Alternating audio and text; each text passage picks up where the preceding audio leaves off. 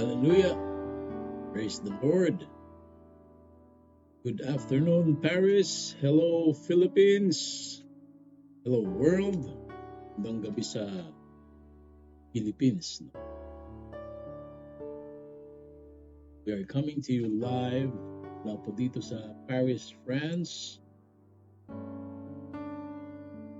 And we have a very beautiful topic in store for today. And we're saying hi bago po tayo magpatuloy, no? Binabati natin si AJ Aurelio here in Baguio City. Hey. Hello AJ, thank you very much. And to lahat po ng mga nakikinig ngayon, no? Mga listeners ng Benny Davis Live from this morning. Yan, na-carry over sila sa ating service, no? Online service of Walls of Grace Global Mission. Paris. You remember this sometime in year 2000 yun eh. There's this movie called The Matrix. And dito nga po sa movie na The Matrix, there was a time na si Morpheus, the lead character, he was giving Neo a choice. Neo, played by Keanu Reeves, was giving him a choice: blue pill or the red pill. Okay. You take the blue pill, you will go back to sleep. You go back to the Matrix. No? Basically, the Matrix was like a virtual reality wherein humans are plugged in. No? You take the blue pill, you go back to that same cycle. Sa Matrix, you get reintroduced sa Matrix, you go back to sleep, and you stay in that illusion na akala mo that's the real world. Okay? It's easy, it's familiar, however, it's a false world. You take the red pill, you wake up, and you see the reality. You wake up as who you really are, you see the reality, and then you end up in a world that is hard, it's unsettling, but nevertheless, it's a true world.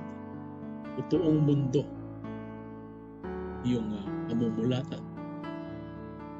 And that's, the red pill, blue pill. So, in today's topic, Jesus actually said something very similar, choosing between two things: narrow road and the wide road. Ang verse nga po natin for today is Matthew chapter 7 verse 13 to 14. And I read, Jesus says, "Enter through the narrow gate. For wide is the gate, and broad is the road that leads to destruction, and many enter through it. But small is the gate, and narrow the road that leads to life, and only few find it." Purihin po ang Diyos sa pagkakabasa ng kanyang banal na salita. Let's pray. Heavenly Father, we thank you for today. Lord, bless each and every soul watching us today or tomorrow or in the coming days watching the replay. I know it's not an accident that they have bumped through this online preaching. Prepare our hearts, O God, your hearts for the coming of your word. Lord, sa aming pagbubulay-bulayan, pakikinig, mula sa inyo. Lord, anoint me, Father. Wala nga pong kwenta preparation ng message na ito. Kung wala ang inyong anoint me, Lord. Be with me, Lord. Be with us, Lord. Salamat po in Jesus' name.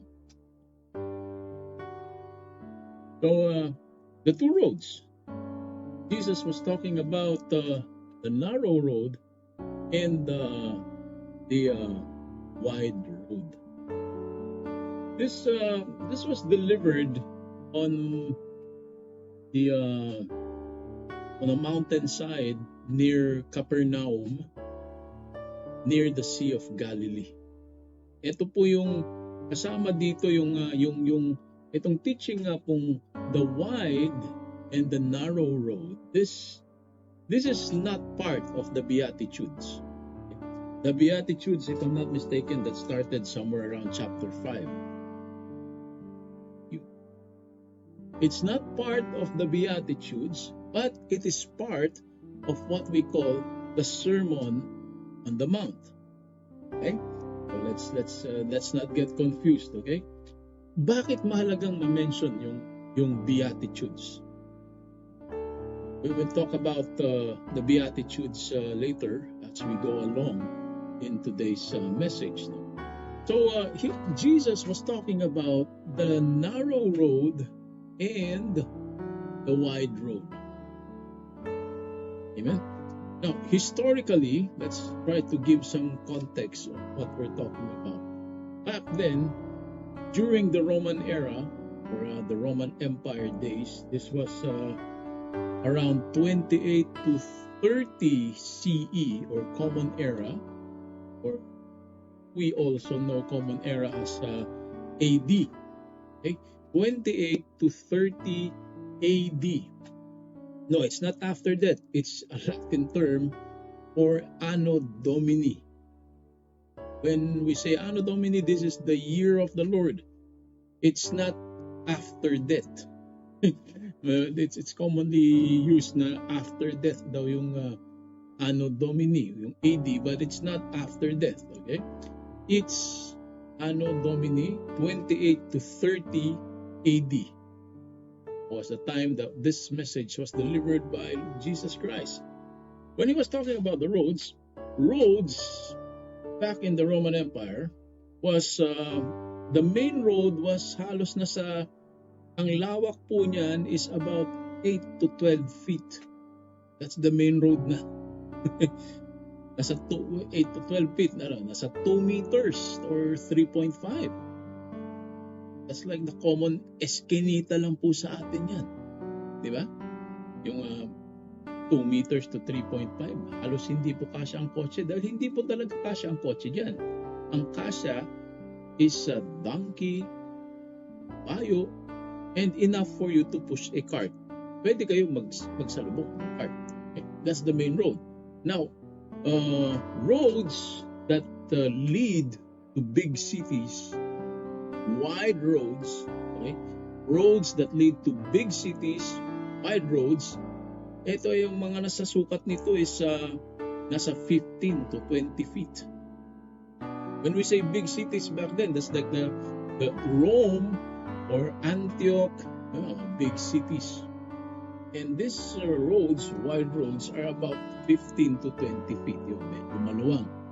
It's about the common barangay road that we now see sa yun, kasya dalawang kotse magsalubong, okay? It's enough for 2 cars to meet, or actually maluwag pa nga yung main road natin yun sa mga barangay, okay? Or like the Rue here in Paris, that's already the roads leading to big city. That's already considered as a wide road, okay? And narrow roads this time na tinutukoy ni Jesus, these are roads that are only wide enough for at least one person to pass through and at least one push cart. This is the narrow road. Or in some cases, mountain path yan, parang trail, parang footpath. That's what we call a narrow road. Okay? So, ano ang spiritual and implications nito sa ating mga nakikinig ngayon. For a spiritual context, wide roads, ito po yung mga easy roads, popular path. Just like before, during the Roman Empire days, wide roads are paved roads. These are constructed roads, okay? Mga patag na daanan, okay? So these are easy and popular path. And spiritually, this is what you call more on self-interest and morally lax. Okay? And yung moral laxity, parang tayo sa ating buhay spiritual, lax lang tayo, kahit kasalanan tayo, hindi tayo nakukonvict. Ayan yung mga wide road, spiritual wide roads, okay? For the Roman world at that time, wide roads would be the roads that connect cities. It advances commerce. It's a sign of military might. It's a sign of power. Now, for occupied Judea at that time, is where Jesus was roaming around when he was alive, around Jerusalem, Judea, the province of Judea. Okay? For Judea, occupied Judea at that time, it represented, yes, the Roman military power. It also represented political and spiritual oppression. So, you may be living a good life. Yeah, you are easy-go-lucky yung buhay mo. But then, bakit easy-go-lucky yung buhay mo? You're actually spiritually oppressed. Amen? The narrow road that we're talking about represents discipline and a committed lifestyle. It's counter-cultural. When you say a counter-cultural, hindi sumusunod sa uso. Hindi ka nakikipagsabayan. Kung ano yung sistema, dyan sa napuntahan mo, hindi ka nakikipagsabayan. No? Kung yung kinamulatan mo, parang uso ang inuman, uso ang sugal, paglabas mo pa lang ng bahay, nasa kanto si Marites, nasa kanto si Maripe, okay? si Pamela, okay? Nasa kanto sila, nagchichismisan na. Okay? Hindi ka nakikipagsabayan sa ganun. Okay? Counter-culture path. The counter-cultural path. Bawat dito sa abroad, ang sistema dito, sistema na raw yun na pagdating mo dito, kahit may asawa ka sa ibang bansa, ay kahit may asawa ka sa Pilipinas, pagpunta mo ng ibang bansa, sistema na daw yun na meron kang kabit. Okay? Sistema na daw yun. Now, if you are walking the narrow path, when you say counter-cultural, hindi ka sumusunod dyan sa sistemang bulok. Sa office na lang, for example, ang mga kasama mo, lalo dito sa France, mga katrabaho mo, Yossi break. Sa Pilipinas, may Yossi break. Matagal na ang 5 minutes. Yossi break lang. Takbo lang sa Yossi. Okay? Dito, may Yossi break na, may coffee break pa, may lunch break sila, another coffee break, another Yossi break. And that's why the reason, yan ang rason kung bakit ang bagal-bagal ng proseso ng mga kung ano ng mga bagay dito sa France. Huwag po kayong magugulat. Kaya nga, there's a term dito sa France na the French is actually if you are going to pick an animal that represents the French, they are what you call the escargot. Sa sobrang bagal ng sistema. Iba, paano hindi ba bagal? Mas marami ang kwento kaysa sa pahinga. Ganun daw kasi ang sistema. Huh? And so ikaw, if you're walking the narrow path at sumusunod ka sa Panginoon, papasok ka, magta-time in ka, you are going to follow what you're supposed to do na dapat during yung working hours, you follow the proper breaks and proper lunch break. And bawas ang kwento. Okay? May mga nakasama akong Franse noon nung hindi pa po ako sa office, nung hindi pa po ako white collar. Construction. Naku!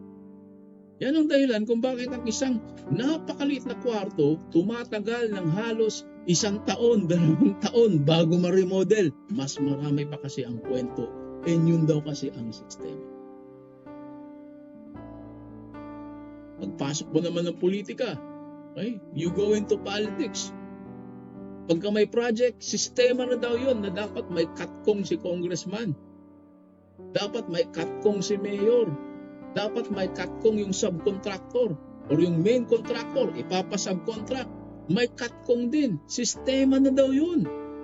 Now, if you are going to stand the narrow road at titindigan mo ang mga turo ni Jesus, hindi ka susunod dito sa uso. Hindi ka susunod sa korupsyon na nangyayari sa iyo. Sabi nga nung college instructor ko sa Constitution and Bylaws, no? Constitution subject. Sabi niya, ganun daw kasi yung sistema. And in most cases, if you can't beat them, you join them. And to quote what he was actually saying, if you do not join them, awan, agmauyong ka. When you say in Ilocano, agmauyong, pag hindi ka raw sumali, wala, baliw ka. Diba? Ganon kabulok ang sistema minsan. Now, if tatayuan mo to, that's what you call countercultural. You are living according to God's will. You are living righteously, and you are walking in humility, walking in holiness. Yan po yung narrow road. Aba, syempre mahirap yan. Tatayuan mo narrow road. Minsan, ang katumbas niyan, buhay mo. Lalo sa customs, Pilipinas. And I know what I'm talking about. Okay? May classmate ako and may naging ex ako. Okay? No offense to my wife watching now. Okay? Na ang tatay, ayun, mga nagtrabaho sa customs, Pilipinas, at hindi sumunod sa bulok na sistema ng customs. Alam naman natin, customs sa Pilipinas, kangkungan yan. Hindi sumunod. Ayun. Minsan, isang araw, lumabas ng bahay, hindi na po nakauwi. Ganun po kahirap ang sinasabing narrow road when you don't follow the system. Sometimes, it would cost you your life. Amen? Narrow path. This path is often, yes, it's the less glamorous path. Less glamorous, syempre, hindi ka nangungurakot eh. Okay? Less glamorous kasi hindi ka sumusunod sa uso. Yes, that's the narrow path. It is more difficult. It is an isolated path. And tandaan nyo, mental note, we go back, okay? We go back during the time of Christ. When you say narrow path, ang mga dumadaan lang dito, okay, mga farmers, mga shepherds, mga pilgrims on an everyday life. So walking the narrow path isn't just a choice. And mamaya lalaliman natin yan. It's not just a choice. It's actually a lifestyle. It's a lifestyle. You know, as opposed to those princes, emperors, senators walking the wide path, paved road.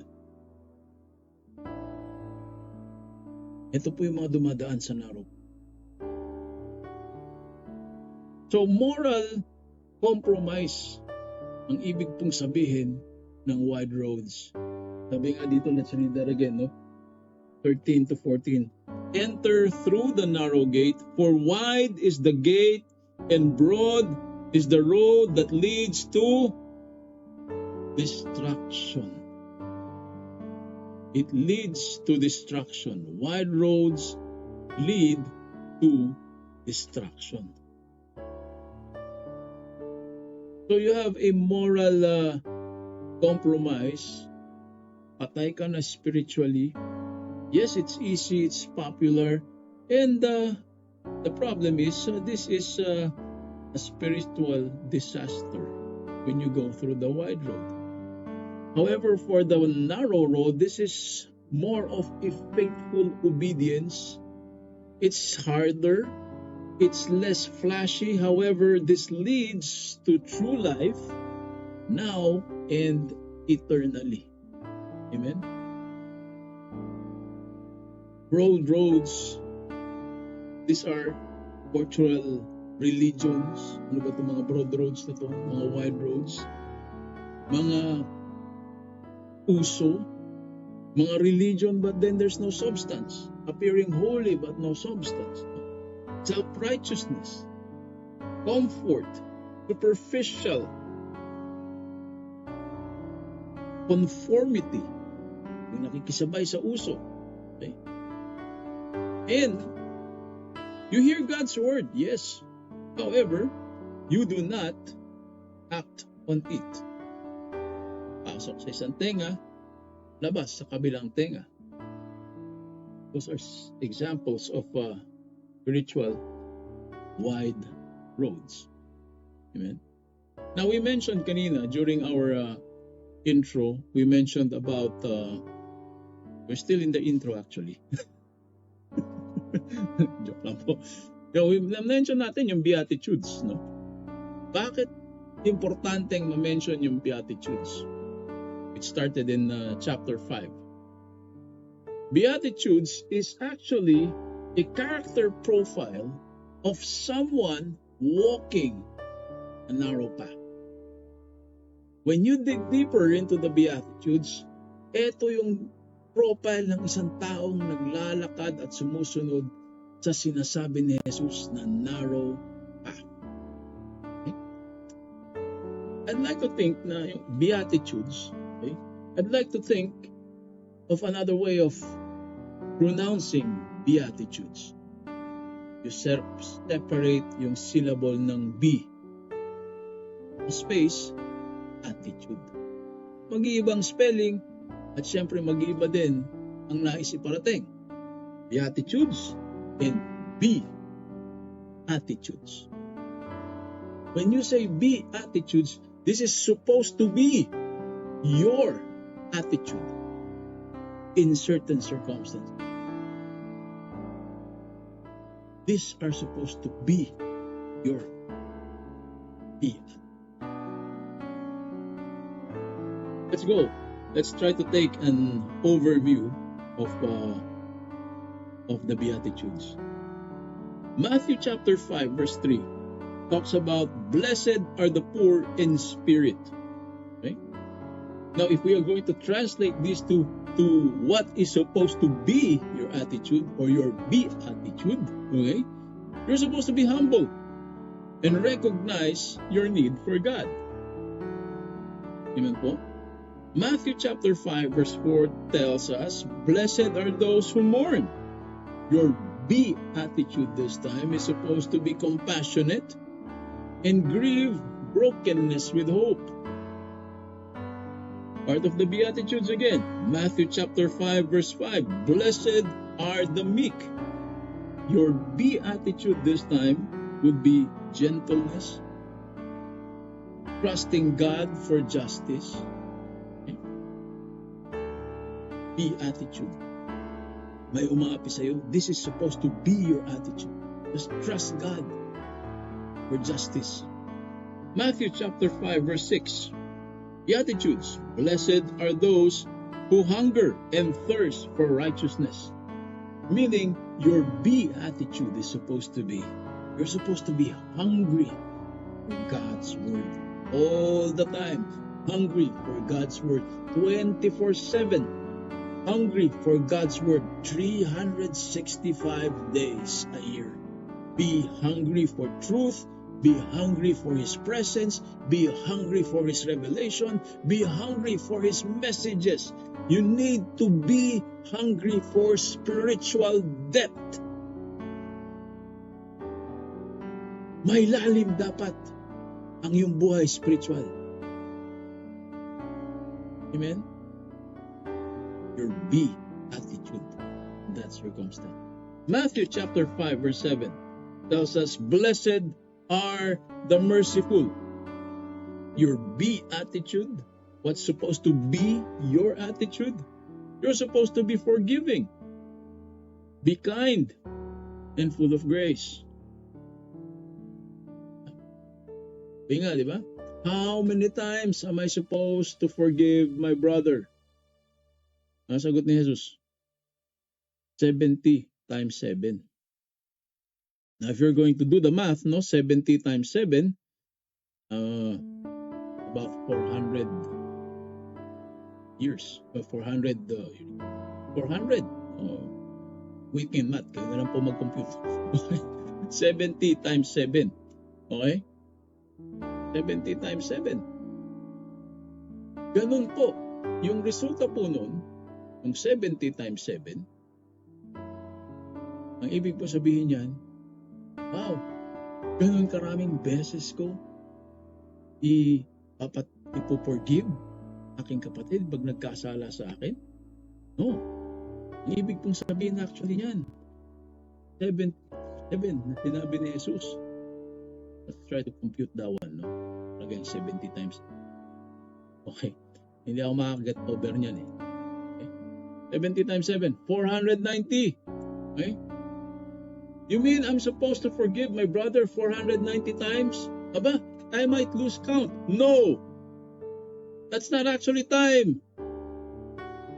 490 is actually years. The years that Israel did not keep their vows in having the Sabbath of the land.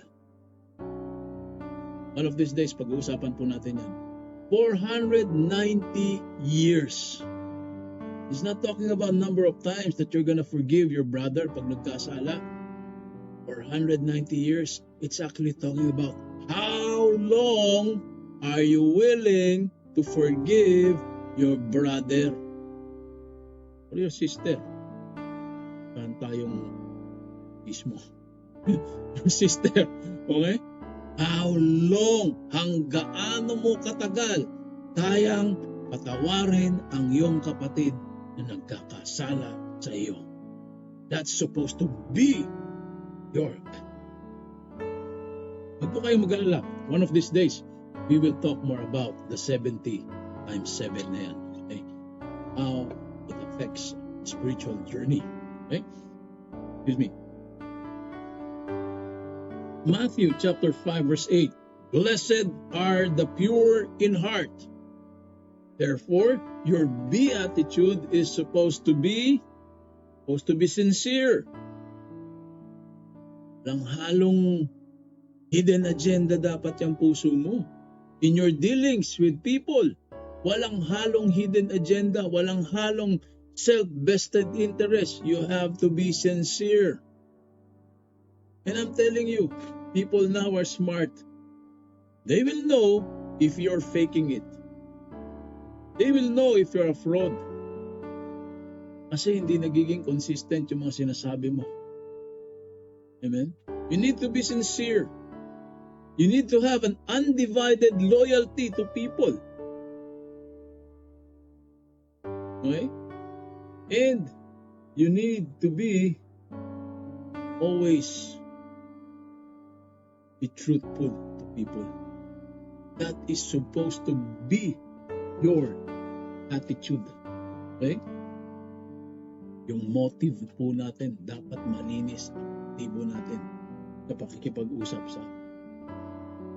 Okay? Matthew chapter 5 verse 9 talks about blessed are the peacemakers. Your beatitude is supposed to be you bridge. You build bridges. You bridge the gap. And you do not divide. Okay? Paano masabing you do not divide? May narinig kang medyo, halimbawa, ito si Pedro, may sinasabi laban kay Juan. Narinig mo yung sinasabi ni Pedro, at pag sinabi mo kay Juan, alam mo mag-aaway si Pedro at si Juan. Wag mo na iparating. Yan po ang ibig sabihin ng building bridges. Hindi yung not just iniisip lang po kasi natin pag sinabing peacemaker, nag-aaway si ganito, nag-aaway si Maria, nag-aaway si Maripe, pagbatiin ko kaya. No, hindi lang po yun. It doesn't end there. Okay? You're supposed to be acting in a way na in the first place, hindi dapat sila nag-aaway. So pag may narinig kang medyo masama, laban kay Pedro, laban kay Juan, huwag mo nang iparating. Kaya totoo yan. Or chismis yan. Let the trail of gossip end sa'yo.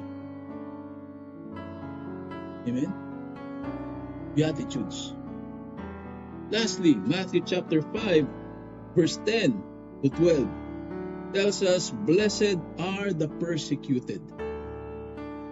This means your beatitude in these times. Opo, no? Persecuted. When we say persecuted, hindi lang po yung hinahabol ka ng taga because you're carrying the Bible and you believe in Jesus Christ. No. Persecuted. You're persecuted because of your faith. Hinukutsa ka ng mga kamag-anak mo, bahay mo. Mind you, no, when you're walking with Christ, you lose your friends. You lose your office mates na dati ka-jamming mo. Okay? When you walk with Christ, dating mo pa lang, oh, dito na si Hallelujah. Dito na si Praise the Lord. Diba?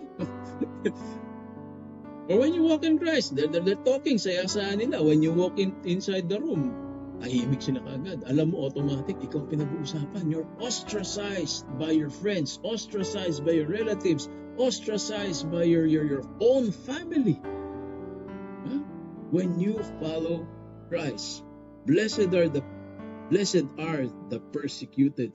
Your attitude, your beatitude is supposed to be courageous, stand for righteousness.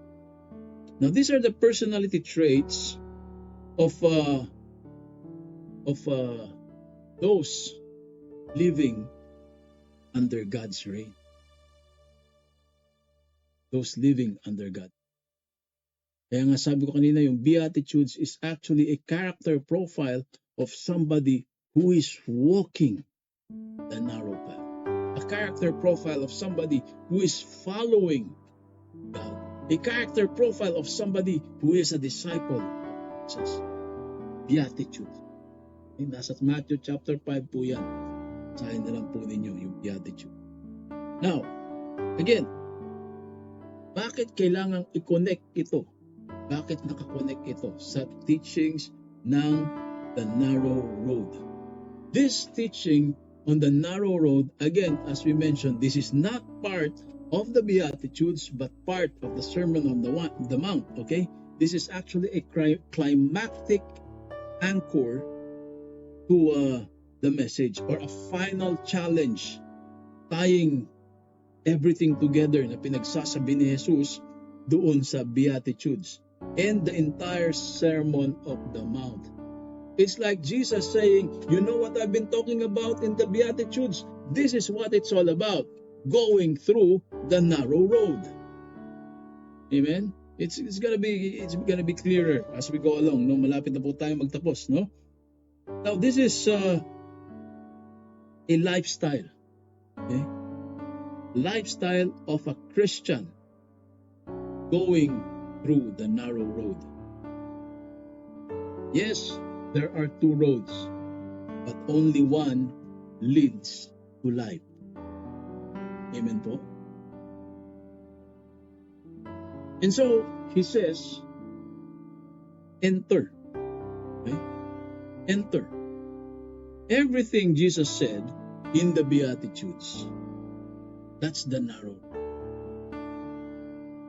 Yes, it is not a popular decision. It is not easy.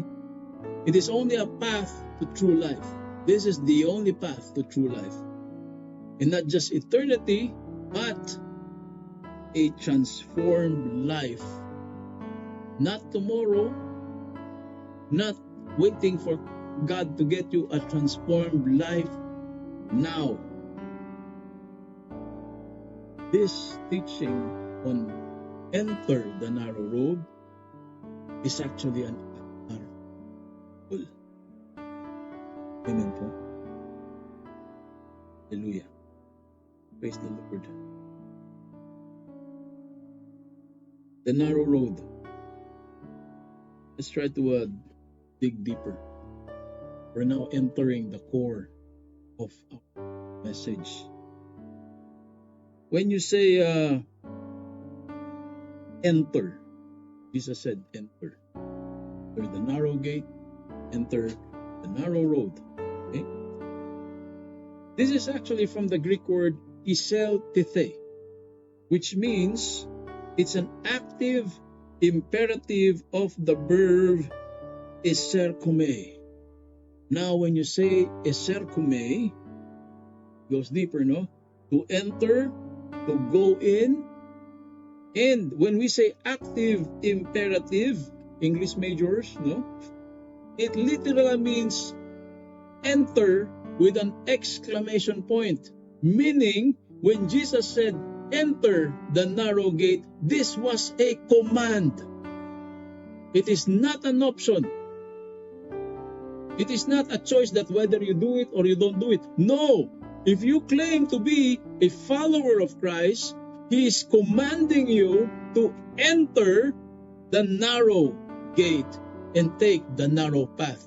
Enter with an exclamation point. That's what it means when you say, eserkume. Enter. Enter. Jesus is commanding you to enter this narrow gate. It's a direct command. It is not a suggestion. Okay? And lalong-lalong, it is not an option. Hindi po option ang pagsunod sa Diyos. It is, kumbaga, if you're walking through Christ, it's mandatory. Hindi po option. Yung mga gawain para sa Panginoon, hindi rin po option yan. When you say option, kumbaga may isa ka pang choice, na dun ka na lang sa isang choice. Diba? Eh, kung wala kaming lakad sa Sunday, Pastor, sige, attend kami ng service. Kung wala kaming bisita, sige po, attend kaming service. Kung wala akong training, sige po, attend kaming service. Nagiging option na lang yung pag-attend ng service at pagsunod sa Diyos. Again, when Jesus said, enter, this was actually a command and not an option. Amen? It's a command. It is not an option. Hallelujah. Again, He said, enter through the narrow gate, for wide is the gate and broad is the road that leads to destruction, and many enter through it, the wide road. Okay? But small is the gate and narrow the road that leads to life, and only a few find it. Enter through the narrow gate. So basically, if you're going to rewrite this one and follow the original Greek text, enter in this verse is supposed to have an exclamation point, signifying it's a command and not an option. Nabibless po ako dun sa isang kasama namin sa discipleship with the mentors of my mentor. Okay? Sabi niya, nilaan ko na ang araw na ito para po sa pakikinig ng salita ng Diyos. It may not be the exact words, but then that was the thought. Nilaan ko na ang araw na ito. Meaning, hindi optional. Nilak ko na, ayan, that's his exact word. Nilak ko na ang araw na ito para sa pakikinig ng salita ng Diyos. Nilak ko na ang araw na ito. Nilak ko na ang araw na ito. Hindi optional. Para sa kanya, this is non-negotiable. And this guy isn't even a pastor. He was probably the same age as I was the very first time I dedicated my Sundays to God. Marami kasi sabi, siyempre, pastor ka, kaya mo yan, i-commit yung Sunday para sa Panginoon. No, college pa po ako when I dedicated my Sundays to God. Hanggang sa nagtrabaho ako. Pag ang trabaho sa gasa linggo, re-resignan kita. O kaya ngayon, ang day off ko, kasama linggo, Kasama Lunes, kasama Tuesday, minsan kasama Sabado. Sabado pa lang, nagde-day off na ako. Balik ko, Wednesday night na. Ganon ang naging reward.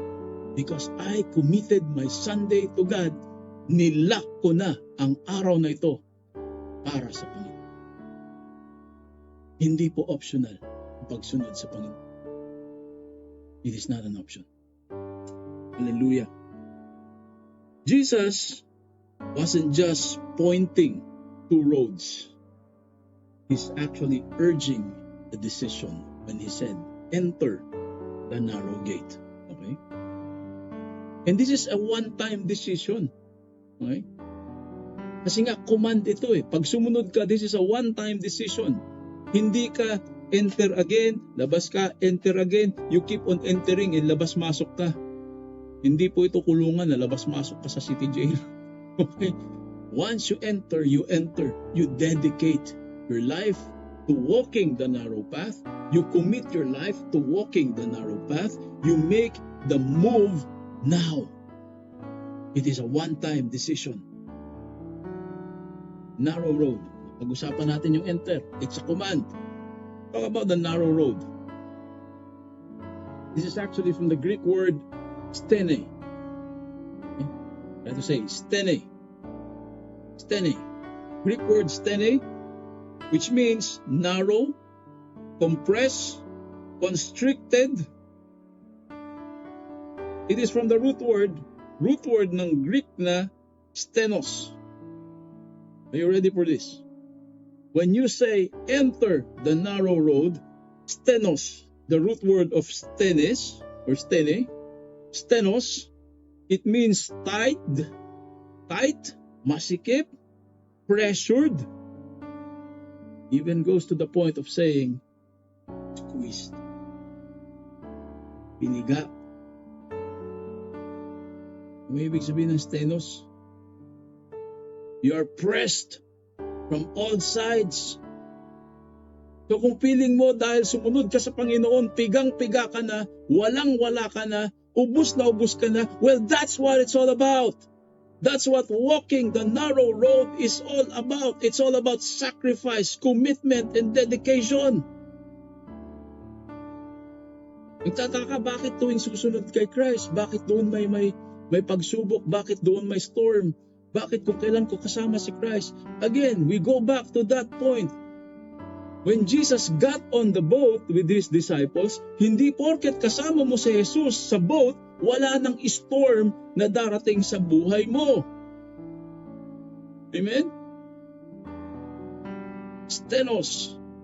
It means taking the narrow path means you are going to be pressed. You are going to be squeezed. You are going to go through not a chocolate road, but a life that is committed, dedicated to God. That's what it's all about. Kanya nga po, nabibless ako dun sa discipleship na in-enrollan ako ni Tatay Andy Ibanez. Tatay Andy Ibanez, Reverend Ibanez, is the spiritual father of my spiritual father, si Dr. Conrad Garcia, late Dr. Conrad Garcia. Now, in this discipleship group, you would be amazed. You would be amazed. Nakilala ko dun si Daddy George. Si Daddy George, siya ang nagsugo kay Tatay Andy. Mental note, I'm 48. I had a spiritual father who died. Yung nag-mentor sa kanya, buhay pa. Imagine naman taon na yun. Tapos yung nagsugo naman kay Tatay Andy, buhay pa. And that's Daddy George. And this ministry started kailan? Kahapon? Last year? 2 years ago? No! It started 1972. 1972 mga kapatid. 1972 of following that narrow road, 1972 of commitment, 1972 of dedication, 1972 hanggang 2025. Ilang dekada yan? 50 years? 50 years of walking the narrow road and following Jesus Christ. Yes, being with Jesus Christ is not all about flower and rainbows. Again, laging mas sinasabi, hindi porket kasama mo si Jesus sa barko o sa bangka, wala nang storms na darating sa buhay mo. In fact, dahil nga sa pagsunod mo kay Jesus, diyan darating ang storm. Dahil diyan po nasusubok ang ating pananampalataya, diyan po nasusubok ang ating dedikasyon, diyan po nasusubok ang ating commitment sa ating Panginoon. That's what the narrow path is all about. That's what the narrow path is all about. You take the narrow road. Let's talk about road. Road is the Greek word that means hodus. When you say hodus, this is a way of life. This is your moral journey. Your way of living. Yan po ibig sabihin ng hodus. Okay? Going through the narrow path demands sacrifice. It demands discipline. Discipline. Okay. It is difficult. Yes, it is demanding. That calls for intentional living. When we say intentional, pinipili mo ang landas na ito. Amen? Intentional. We have to be intentional sa ating faith. Okay? We have to be intentional sa ating pananampalataya. And again, sabi nga ni Bishop, the late Bishop Perez, faith is an action word. Hahakbangan mo yan. Faith is an action word. Lalakaran mo yan. Faith is an action word. Diyan ka na mamumuhay. Hahakbangan mo yan, kapatid. That's what it's all about. Amen po? The narrow road and few find it. Find. May malapit na po tayo magtapos. When you say find, it's interesting that it actually says in Greek, euresko, okay? Which means to find, to discover, to come upon. Euresko means searching with intent. Searching. You go through your life, day-to-day life. You're searching. Alam mo sa puso mo, may hinahanap ka. I don't know who I'm talking to, but I know I'm talking to somebody right now. You've been searching for something. You go through your life, you go to your day-to-day job, you go to your day-to-day living, but you know, no matter how much you achieve, parang, no, this is not what I'm searching for. You're searching for something. You don't know what it is, but you know it's there. Deep in your heart, you're searching for something. That's what eurekos mean. Euresko mean. Find. Okay? But then Jesus says, a few find it. Because the problem is, you're recognizing, you're not recognizing what you have been looking for all your life. It's always been around you. Creation speaks about God. Everything around you speaks about Jesus. Everything about you, around you, points to somebody smarter who created fly, a dog, octopus, and everything, creation, everything around you points to Jesus. You've been searching for it, but you haven't found it. You haven't recognized it. Nasa harap mo na, kapatid. Yoresko. Only a few find it. Jesus was saying, few actually seek and recognize the narrow way. Again, when you say Yoresko, okay? Diyan po nang galing yung salitang Eureka. Another Greek term that means, I found it. Amen? Eureka! I found it. Again, I don't know who I'm talking to, but I know I'm talking to somebody right now. Creation is calling out loud, telling you, this is what you've been looking for. Jesus is what you've been looking for. And to those among you who saw our TikTok promotion a while back, Jesus is not giving you the truth. He's not just telling you about the truth. He is the truth. Amen? Hallelujah. So to conclude our message for today, narrow road leads to life. Wide road leads to destruction. Narrow road is not always easy. This requires commitment. Commitment that will transcend generations. Commitment not just for today. Commitment na hindi pang 1 month lang.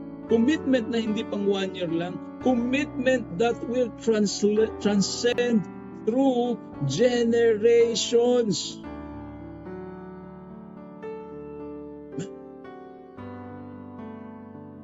Wow. Wow. Imagine, there's the Daddy George who started the ministry. Call him Daddy George. Don't think he wants me to call him Lolo.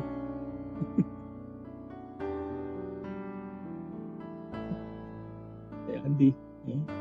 Called Tatay Andy, not Lolo Andy. Yeah, there's spiritual lolos actually. Imagine, no? I envy this man. He's been there since 1972. Wow, minsan hindi mo nakilala kung sino yung mga nagbunga ng bunga mo. And then he was one day, in-enroll ako ni Tatay Andy dun sa chat group ng discipleship. And he was shocked. Sabi niya, his very words, hindi ko alam may gawain at bunga dyan sa Paris. Wow. In 1972. Commitment that transcends generation. Commitment that transcends. Hindi lang sa'yo, kundi sa anak mo and sa apo mo. Sabi ni another tatay, no? Ganyan ako eh. Lumaki kasi ako, walang physical father. So ayan, biniless ako ng God ng mga spiritual father. Tatay Gaor, no? Sabi niya, one time sa preaching niya, these teachings, you're supposed to pass on to your children's children. So, ibig sabihin pala, ang commitment is hindi lang sa'yo nang nag-i-stop. You're supposed to disciple. You're supposed to share these teachings to your children. So, 3 henerasyon po ang pinag-uusapan dyan. Diba? Your children's children. So, hindi mo pwedeng sabihin, hindi, may asawa na yung anak ko eh. Hindi ko na sagot yan. No. Sa Bible yan eh. You're supposed to pass on these teachings to your children and to your children's children. Amen? So kahit may asawa na yung anak mo, hindi ka absuelto sa pagpasa nung ano. And yes, that requires commitment. Not just 3 generations. Generations. Something That's the type of narrow road teaching is.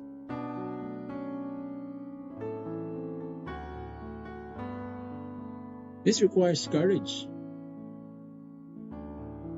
And sometimes going against the crowd, we mentioned kanina, taking the narrow path is countercultural. Kung anong uso ngayon sa sistema, you go against it. Sometimes it's not easy, and sometimes it's gonna mean and cost your life. But then, mas malaki po ang presyo ng pag-compromise. Amen po? Taking the narrow road leads to joy, true peace, and eternal life. Friends, what road are you taking? What road are you on right now? How is your journey? Are you taking the comfortable path? The popular path? Or are you willing to take up the challenge of the narrow road, to obey the command to enter narrow gate and take the narrow road? Walk in it by faith, kapatid. Yes, it's gonna be hard. Yes, you'll be isolated. But trusting God's guidance leading to life that is truly fulfilling and abundant. When we say abundant, it's not just financial thing. No. All about your spirituality. You're taking, willing to obey, command.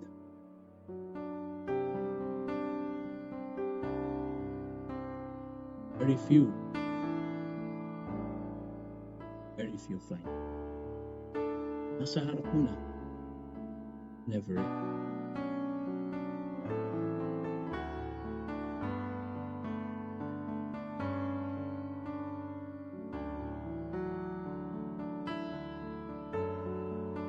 Lord, we thank you for this afternoon. We thank you for this evening. We bless you, Father, for being. Lord, I pray that this message be rooted in our heart.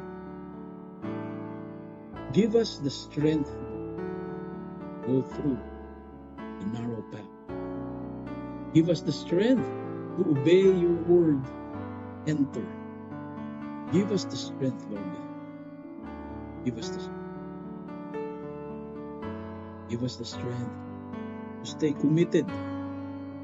A commitment that will transcend generations. Commitment that will shape and mold generations. Give us the strength, Lord God, kahit gaano kahirap, kahit pigang-piga na kami, kahit walang-wala na kami, give us the strength, oh God. Give us the strength. We thank you, Lord. Hallelujah. Friend, right now, I am challenging you. If you want to enter that path, you've been searching for it. You know you've been searching for it. Kahit anong gawin mo, parang may kulang pa rin. It's right in front of you. Creation has been shouting in front of you, leading to Jesus Christ. You've tried everything, kapatid. You've tried everything. Why don't you try Jesus? You want to take that step of faith right now. You want to take that step. You want to surrender your life to Jesus. Join me in this prayer. Follow after. Lord Jesus, thank you for dying on the cross. Thank you, Lord, for answering what I've been searching. Lord Jesus, it has been you. Lord Jesus, come into my life. Come into my heart. Make me the kind of person you want. Surrender to you.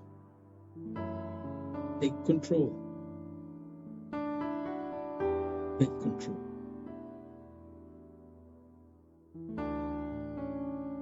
Let me pray for you. Lord, you've heard the souls who prayed and accepted you as their Lord. Who acknowledged that it was you, Jesus. It was you all along. Ikaw yung hinahanap-hanap namin. Lord, I pray for them, Lord. Patuloy mong panghawakan ang kanilang mga buhay. Patuloy mo nga po silang hubugin, Lord God, into that kind of person you want. Sa lahat, Lord, that word, that seed been planted in their hearts. Pakaingatan mo nga. Let it be rooted. Bless you, Father. We thank you, Lord. We glorify your name. Lord, hallelujah. Bless you in Jesus. You prayed that prayer with me. There's no magic in this world. No magic. What God is looking at is, and if you pray that prayer, try to look for a church that honors and teaches the Word of God. Teaches the Word. Try to look for a church in your community. If you find one, try to contact the pastor and make plans to attend regularly. Kung wala kang kilala dyan sa area mo, try to message us. We'll get you connected to a pastor na ka-network po natin. Okay, meron po tayong pastors all over the globe na ka-network natin, all over the Philippines. Philippines lang pala eh. Okay, puno po. Okay, marami po tayong pastors na kakilala. If you're here in France, in your parish, feel free to message us. Hallelujah. There's always a pastor. Church honors, preaches the Word of God near you. Not some watered down gospel, huh? Not some, right? Always church speaks that. Kung kayong kakilala, feel free to message us. My name is Pastor Emil Ponce. Look for me on Facebook. If you're seeing this through the page of Voice of Grace Global Missions, try to look for me on Facebook, Emil Ponce. Rev M on TikTok. Okay, TikTok natin, mga simple nuggets of encouragement to go through the day. Kung meron po yan, okay. Every week lang tayo dito sa page na to. You want something that's on a day-to-day basis, on a regular basis, try to visit our TikTok page, Rev M. Okay? Marami din po tayo mga encouragement doon. Until next week po, thank you very much, Philippines, world, France. God bless you all. It's Reverend Emil Ponce, Paris, France.